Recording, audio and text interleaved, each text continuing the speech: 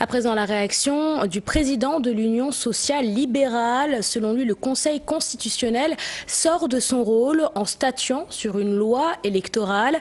Maître Abdoulaye Tine annonce une plainte à la Cour de justice de la CEDEAO afin de faire annuler cette décision du Conseil constitutionnel. Sa réaction dans ce reportage, il est signé Cher Hassan Affal et Diafaraba. L'avis du Conseil constitutionnel suite à la saisine du chef de l'État inquiète le président de l'Union sociale libérale.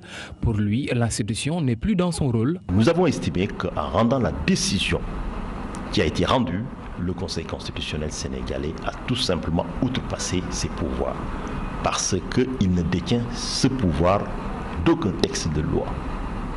Ça n'existe pas dans la Constitution sénégalaise. Pour cet avocat, cette décision décrédibilise notre démocratie. Mais c'est une régression terrible de la démocratie sénégalaise et de l'état de droit.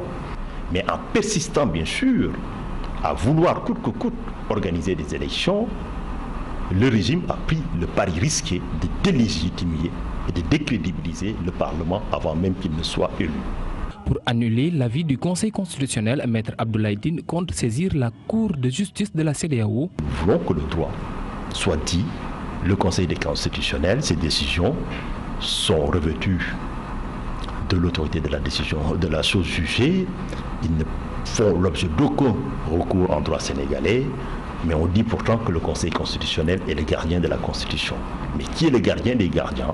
Nous allons chercher à lui trouver un gardien sur le plan international. C'est la Cour de justice de la CEDEAO, cour vers laquelle nous allons tourner en attaquant cette décision devant la Cour.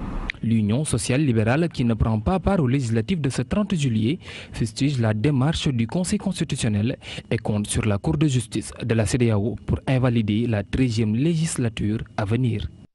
Le chef de l'État